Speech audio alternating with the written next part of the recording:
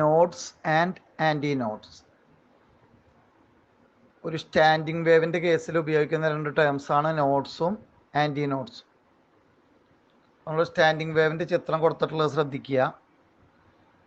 അവിടെ രണ്ട് തരത്തിലുള്ള പോയിന്റ്സ് നമുക്ക് കാണാനായിട്ട് സാധിക്കും.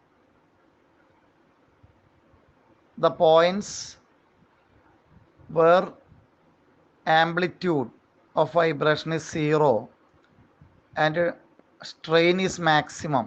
അങ്ങനത്തെ പോയിന്റ്സിനാണ് നോഡ്സ് എന്ന് പറയുക. അപ്പം നോഡൽ പോയിന്റ്സിൽ വൈബ്രേഷൻ തീരെ ഉണ്ടായിരിക്കില്ല, പാർട്ടിക്കിൾ വൈബ്രേറ്റ് ചെയ്യാൻ പറ്റാതെ മാക്സിമം സ്ട്രെയിനിൽ നിൽക്കുന്നതായിരിക്കും. അതുപോലെ തന്നെ ആൻറ്റി നോഡ്സ് നോക്കിക്കഴിഞ്ഞാൽ അവിടെ ആംപ്ലിറ്റ്യൂഡ് ഓഫ് വൈബ്രേഷൻ മാക്സിമം ആയിരിക്കും, അതേസമയം സ്ട്രെയിൻ മിനിമം ആയിരിക്കും. അപ്പോൾ നമ്മൾ തന്നിട്ടുള്ള ഫിഗറിൽ അതൊരു സ്ട്രിങ് ആണ് എന്ന് കൺസിഡർ ചെയ്താൽ അതിലെ നോഡ്സും ആൻറ്റി നോഡ്സും മാർക്ക് ചെയ്തിട്ടുണ്ട്. അപ്പോൾ സ്ട്രിങ്ങിൻ്റെ കേസിൽ രണ്ടറ്റങ്ങൾ, സ്ട്രിങ് കെട്ടിയിട്ടുള്ള രണ്ട് അറ്റങ്ങളും നോഡ്സ് ആയിരിക്കും, അതിൻ്റെ ഇടയിലാണ് ആൻറ്റി നോഡ്സ് വരിക. അപ്പോൾ നോഡൽ പോയിൻറ്റ്സിന് അനങ്ങാൻ പറ്റാണ്ട് മാക്സിമം സ്ട്രെയിനിൽ നിൽക്കുന്ന പോയിൻറ്റ്സ് ആയിരിക്കും. ആൻറ്റി നോഡ്സ് മാക്സിമം ആംപ്ലിറ്റ്യൂഡിൽ വൈബ്രേറ്റ് ചെയ്യും. അതുപോലെ തന്നെ distance between two consecutive nodes, രണ്ട് നോഡ്സ് തമ്മിലുള്ള ദൂരം ആ വേവിൻ്റെ വേവ് ലെങ്ത്തിൻ്റെ പകുതിയായിരിക്കും, λ/2 ആയിരിക്കും. അതുപോലെ തന്നെ രണ്ട് ആൻറ്റി നോഡുകൾ തമ്മിലുള്ള ദൂരവും λ/2 വേവ് ലെങ്ത്തിൻ്റെ പകുതിയായിരിക്കും. Two vectors, vector A is equal to 5y minus 2j plus 5k, അതുപോലെ vector B equal i plus 4j plus 6k. ഇതിൻ്റെ ക്രോസ് പ്രോഡക്റ്റ് എന്താണ് എന്നാണ് ചോദിച്ചിട്ടുള്ളത്. ഇതിൻ്റെ ക്രോസ് പ്രോഡക്റ്റ് കണ്ടുപിടിക്കാൻ വേണ്ടി ഒരു ഡിറ്റർമിനൻറ്റ് മെത്തേഡാണ് ചെയ്യുക. അത് NCERT ടെക്സ്റ്റ് ബുക്കിലെ പേജ് നമ്പർ 152 152-ാമത്തെ പേജിൽ ഇത് കൊടുത്തിട്ടുണ്ട്. അപ്പോൾ അത് നോക്കിക്കഴിഞ്ഞാൽ കുറച്ചുകൂടി എളുപ്പത്തിൽ മനസ്സിലാവും. ഇവിടെ നമ്മൾ സോൾവ് ചെയ്തിട്ടിട്ടുണ്ട്. പേ cross B equal determinant ijk 5 - 2 5 1 4 6. അപ്പോൾ അത് സോൾവ് ചെയ്ത് കഴിയുമ്പോൾ കിട്ടുന്ന answer -32 i cap minus 25 j cap plus 22 k cap. അതിൻ്റെ കൂടെ തന്നെ check whether they are parallel or not. രണ്ട് വെക്റ്റേഴ്സ് പാരലൽ ആണോ അല്ലയോ എന്നെങ്ങനെയാണ് അറിയുക എന്നുള്ളതാണ്. അവിടെ സാധാരണ നമ്മൾ ഉപയോഗിക്കുന്ന ടെക്നിക്ക് ഡോട്ട് പ്രോഡക്റ്റ് ആണ്. രണ്ട് വെക്റ്റേഴ്സ് തന്നിട്ടുണ്ടെങ്കിൽ നമ്മളതിൻ്റെ ഡോട്ട് പ്രോഡക്റ്റ് കണ്ടു കഴിഞ്ഞാൽ അതിൻ്റെ കോസ് തീറ്റ, ഡോട്ട് പ്രോഡക്റ്റ് എന്ന് പറഞ്ഞാൽ ഇപ്പോൾ AB ആണെങ്കിൽ AB കോസ് തീറ്റ, ആ കോസ് തീറ്റ 1 അല്ലെങ്കിൽ തീറ്റ ഈക്വൽ ടു 0 ആകുമ്പോഴാണ് അവർ പാരലൽ ആവുക. അപ്പോൾ അതിന് സാധാരണ ഉപയോഗിക്കാറുള്ള ഒരു കണ്ടീഷനാണ്, രണ്ട് വെക്റ്റേഴ്സ് പാരലൽ ആവണമെങ്കിൽ ഇപ്പോൾ A ആൻഡ് B എന്ന് പറഞ്ഞ വെക്റ്റേഴ്സ് ആണെങ്കിൽ vector A equal n into vector B. അതായത് വെക്റ്റർ A എന്ന് പറയുന്നത് A number into vector B ആണെങ്കിൽ those two vectors will be parallel. Draw the graph showing the variation of potential energy and kinetic energy of a spring with the displacement from the equilibrium position. Potential energy, kinetic energy, സ്പ്രിങ്ങിൻ്റെ കേസിൽ graph വരയ്ക്കാനാണ് പറഞ്ഞിട്ടുള്ളത്. അപ്പോൾ graph ചിത്രത്തിൽ കാണിച്ചിട്ടുണ്ട്. സാധാരണഗതിയിൽ simple harmonic motion നടത്തുന്ന എല്ലാ വസ്തുക്കൾക്കും ഈ ഗ്രാഫ് വരയ്ക്കാവുന്നതാണ്. അപ്പോൾ നമ്മൾ നോക്കിക്കഴിഞ്ഞാൽ സിമ്പിൾ ഹാർമോണിക് മോഷൻ്റെ കേസിൽ മീൻ പൊസിഷനിൽ പൊട്ടൻഷ്യൽ എനർജി 0 ആയിരിക്കും, കൈനറ്റിക് എനർജി മാക്സിമം ആയിരിക്കും. അതുപോലെ എക്സ്ട്രീം പൊസിഷനിൽ പൊട്ടൻഷ്യൽ എനർജി മാക്സിമം ആയിരിക്കും, കൈനറ്റിക് എനർജി 0 ആയിരിക്കും. അപ്പോൾ നമ്മുടെ ഗ്രാഫിൽ നോക്കിയാൽ കാണാൻ സാധിക്കും, ചുവന്ന കളറിൽ പൊട്ടൻഷ്യൽ എനർജി, നീല കളറിൽ കൈനറ്റിക് എനർജിയും കൊടുത്തിട്ടുണ്ട്. അപ്പോൾ potential energy is maximum at the extreme position, അതേസമയം kinetic energy is maximum at the mean position. Extreme പൊസിഷനിൽ കൈനറ്റിക് എനർജി 0 ആണ്. അതുപോലെ പൊട്ടൻഷ്യൽ എനർജി മീൻ പൊസിഷനിൽ 0 ആണ്. അത് ഈ ഗ്രാഫിൽ നിന്ന് നമുക്ക് ക്ലിയർ ആയിട്ട് മനസ്സിലാവും. അതുപോലെ അവിടെ എ എന്ന് പറഞ്ഞിട്ടത് ആംപ്ലിറ്റ്യൂഡാണ്. ലെഫ്റ്റ് സൈഡിലേക്ക് -A, റൈറ്റ് സൈഡിലേക്ക് +A. O എന്ന് പറയുന്നതാണ് അതിൻ്റെ ഇക്വിലിബ്രിയം പൊസിഷൻ. എന്തുകൊണ്ടാണ് ഫീറ്റിൽ ബ്ലഡ് പ്രഷർ ബ്രെയിനിനേക്കാൾ കൂടുതൽ എന്നാണ് ഒരു ക്വസ്റ്റ്യൻ. അവിടെ സാധാരണ ഹാർട്ടാണല്ലോ ബ്ലഡ് പമ്പ് ചെയ്യുന്നത്.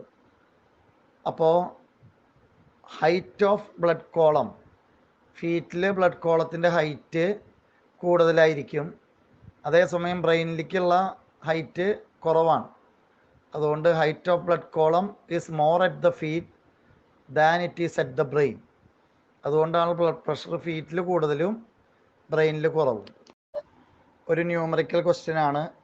A bob of a pendulum is released from a horizontal position if length of the pendulum is 1.5 meter. What is the speed with which it arrives at lowermost point, given that it dissipated 5% of its initial energy against air resistance? ഇവിടെ ഒരു ചിത്രം തന്നിട്ടുണ്ട്. അപ്പോൾ അതിൽ നമ്മുടെ pendulum Bob ആദ്യം A എന്ന് പറഞ്ഞ പൊസിഷനിലാണ്. അവിടെ നിന്നും അത് നമ്മൾ റിലീസ് ചെയ്യുമ്പോൾ ബി എന്ന് പറഞ്ഞ മീൻ പൊസിഷനിലെത്തും. അങ്ങനെ ഹൊറിസോണ്ടൽ പൊസിഷനിൽ നിന്ന് മീൻ പൊസിഷനിലേക്ക് വരുമ്പോൾ 5% അതിൻ്റെ എനർജി എയർ റെസിസ്റ്റൻസ് ആയിട്ട് നഷ്ടപ്പെട്ടു എന്നാണ് പറയുന്നത്. അങ്ങനെയാണെങ്കിൽ ബി എന്ന് പറഞ്ഞ പൊസിഷനിലെത്തുമ്പോൾ അതിൻ്റെ വെലോസിറ്റി അല്ലെങ്കിൽ സ്പീഡ് ഇത് കണ്ടുപിടിക്കാനാണ് ചോദിച്ചിട്ടുള്ളത്. അപ്പോൾ നമ്മൾ ആദ്യം ഈ പെൻഡുലം എയിലിരിക്കുന്ന സമയത്തുള്ള ടോട്ടൽ എനർജി കണ്ടുപിടിക്കുകയാണ്. അപ്പോൾ അത് കണ്ടുപിടിക്കുമ്പോൾ എയിൽ പൊട്ടൻഷ്യൽ എനർജി മാത്രം ഉള്ളൂ, കൈനറ്റിക് എനർജി 0 ആണ്. അപ്പോൾ നമുക്ക് പൊട്ടൻഷ്യൽ എനർജി mgh എന്ന് കിട്ടും. അതേസമയം ഇവിടെ h എന്ന് പറയുന്നത് ലെങ്ത് ഓഫ് ദി പെൻഡുലാണ്. അപ്പോൾ mgl എന്ന് കിട്ടും. അപ്പോൾ ടോട്ടൽ എനർജി നമ്മൾക്ക് mgl ഇക്വേഷൻ നമ്പർ 1. അടുത്തത് ബോബ് ഡ്രോപ്പ് ചെയ്തു, റിലീസ് ചെയ്തു, അത് ബിയിലെത്തി കഴിയുമ്പോൾ അവിടെ പൊട്ടൻഷ്യൽ എനർജി 0 ആണ്, കൈനറ്റിക് എനർജി ½ mv² ആണ്.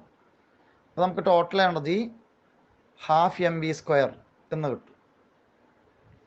അതേസമയം ബോബ് എയിൽ നിന്ന് ബിയിലേക്ക് വരുന്ന സമയത്ത് 5% എനർജി നഷ്ടപ്പെടുന്നതായിട്ട് പറയുന്നുണ്ട്. അപ്പോൾ താഴെ എത്തുമ്പോൾ 95% എനർജി മാത്രമേ അതിനുണ്ടായിരിക്കുള്ളൂ. അങ്ങനെയാണെങ്കിൽ നമ്മൾ law of conservation of energy പ്രകാരം ½ mv² equal 95/100 into mgl. ½ mv² എന്ന് പറയുന്നത് ബോബ് ബിയിലെത്തുമ്പോഴുള്ള എനർജി, ടോട്ടൽ എനർജി. അതുപോലെ തന്നെ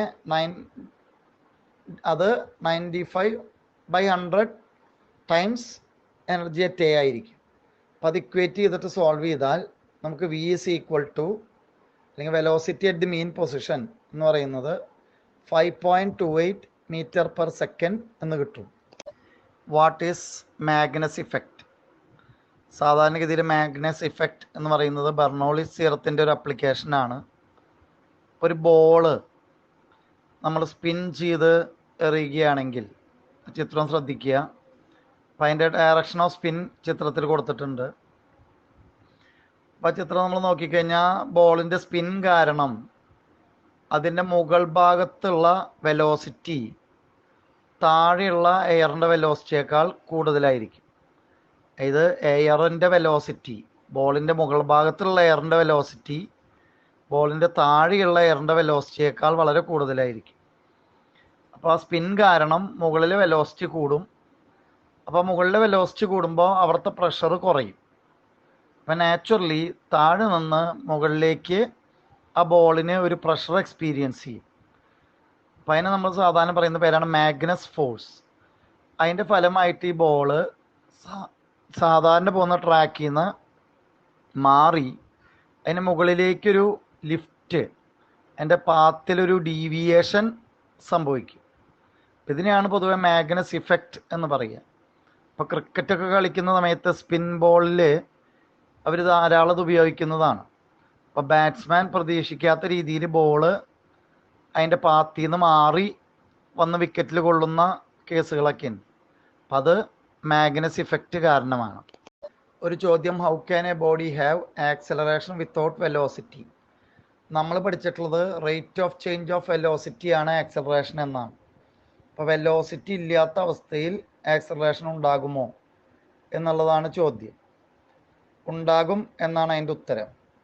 സാധാരണഗതിയിൽ ഒരു ബോഡി ഒരു മേശപ്പുറത്ത് വെറുതെ ഇരിക്കുകയെന്ന് വിചാരിക്കുക. അപ്പോൾ ആ ബോഡിയുടെ വെലോസിറ്റി 0 ആണ്. അതേസമയം ആ ബോഡിക്ക് ഒരു ആക്സിലറേഷൻ ഡ്യൂ ടു ഗ്രാവിറ്റി ഉണ്ടായിരിക്കും. എർത്ത് ഈ ബോഡിയെ താഴേക്ക് അട്രാക്റ്റ് ചെയ്യുന്നുണ്ടായിരിക്കും. അപ്പോൾ അതിനൊരു ആക്സിലറേഷൻ ഉണ്ടായിരിക്കും. അപ്പോൾ അവിടെ വെലോസിറ്റി 0 ആണെങ്കിലും ഇറ്റ് ഹാസ് ആൻ ആക്സിലറേഷൻ. അതുപോലെ സാധാരണ പറയുന്ന ഒരു എക്സാമ്പിളാണ് ഒരു ബോഡി വെർട്ടിക്കലി അപ്വേർഡ്സ് എറിയുക. അപ്പോൾ ഏറ്റവും ടോപ്പ് മോസ്റ്റ് പൊസിഷൻ എത്തിക്കഴിയുമ്പോൾ വെലോസിറ്റി വിൽ ബിക്കം 0. അതേസമയം ആ ബോഡിക്ക് താഴേക്ക് ഒരു ആക്സിലറേഷൻ ഡ്യൂ ടു ഗ്രാവിറ്റി ഉണ്ടായിരിക്കും. എന്താണ് ആക്യുറസി? മെഷർമെൻറ്റിൽ സാധാരണ വരുന്ന ടേമാണ് ആക്യുറസി എന്ന് പറയുന്നത്. നമ്മളൊരു മെഷർമെൻറ്റ് നടത്തി കഴിയുമ്പോൾ നമുക്കൊരു വാല്യൂ കിട്ടും. അതേസമയം അതിന് യഥാർത്ഥമായിട്ടുള്ള ഒരു ട്രൂ വാല്യൂ ഉണ്ട്. ഫോർ എക്സാമ്പിൾ, ഒരു മേശയുടെ നീളം നമ്മൾ അളക്കുകയാണെങ്കിൽ ആ മേശയ്ക്ക് 2 തരത്തിലുള്ള അളവുകളുണ്ട്. ഒന്ന് അതിൻ്റെ ട്രൂ വാല്യൂ, അതിൻ്റെ യഥാർത്ഥ നീളവും. രണ്ടാമത് നമ്മൾ അളന്ന് കിട്ടുന്ന നീളവും. ഇത് രണ്ടും സെയിം ആണെങ്കിൽ ആ മെഷർമെൻറ്റ് ആക്യുറേറ്റ് ആണ്, എറർ ഒന്നും സംഭവിച്ചിട്ടില്ല എന്ന് നമുക്ക് പറയാം. അതേസമയം ട്രൂ വാല്യൂവും മെഷേർഡ് വാല്യൂവും തമ്മിൽ വ്യത്യാസമുണ്ടെങ്കിൽ നമ്മൾ മെഷർമെൻറ്റ് നടത്തിയപ്പോൾ എറർ സംഭവിച്ചിട്ടുണ്ട്, the measurement is not accurate എന്ന് നമുക്ക് പറയാം. അപ്പോൾ ആക്യുറസി എന്ന് പറയുന്നത് അതിൻ്റെ കൃത്യത, correctness with which measurement is made എന്നാണ്. ട്രൂ വാല്യൂവും മെഷേർഡ് വാല്യൂവും തമ്മിലുള്ള ഡിഫറൻസിനെ പറയുന്ന പേരാണ് എറർ. ഒരു കാർനോട്ട്സ് എൻജിൻ്റെ സോഴ്സും സിങ്കും ഇൻ്റർചേഞ്ച് ചെയ്താൽ കാർനോട്ട്സ് എൻജിൻ വർക്ക് ചെയ്യുമോ എന്നാണൊരു ക്വസ്റ്റ്യൻ. സാധാരണഗതിയിൽ കാർനോട്ട്സ് എൻജിൻ വർക്ക് ചെയ്യില്ല. കാരണം സാധാരണ കാർനോട്ട്സ് എൻജിനിൽ സോഴ്സിൽ നിന്ന് ഹീറ്റ് വലിച്ചെടുത്തിട്ടാണ് ഇത് വർക്ക് ചെയ്യുന്നത്. അപ്പോൾ നമ്മൾ സോഴ്സിൽ ഐസോതെർമൽ എക്സ്പാൻഷൻ ആണ് അവിടെ നടക്കാറ്.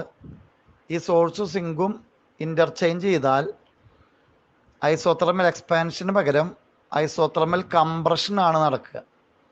അപ്പം അതോടുകൂടി ആ എൻജിൻ്റെ വർക്കിംഗ് സ്റ്റോപ്പ് ചെയ്യും. അപ്പം അതുകൊണ്ട് ഒരിക്കലും സോഴ്സും സിങ്കും ഇൻ്റർചേഞ്ച് ചെയ്താൽ കാർനോട്ട്സ് എൻജിൻ വർക്ക് ചെയ്യില്ല. Escape velocity and orbital velocity.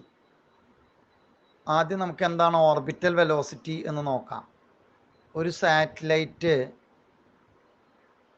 എർത്തിന് ചുറ്റും അതിൻ്റെ ഓർബിറ്റിൽ കറങ്ങുന്ന വെലോസിറ്റിക്ക് പറയുന്ന പേരാണ് ഓർബിറ്റൽ വെലോസിറ്റി.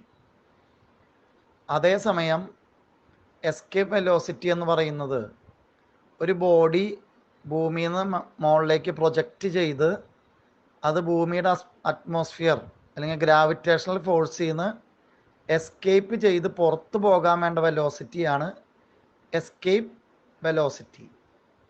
സാധാരണഗതിയിൽ escape velocity is √2 times orbital velocity എന്നാണ് പറയാറ്.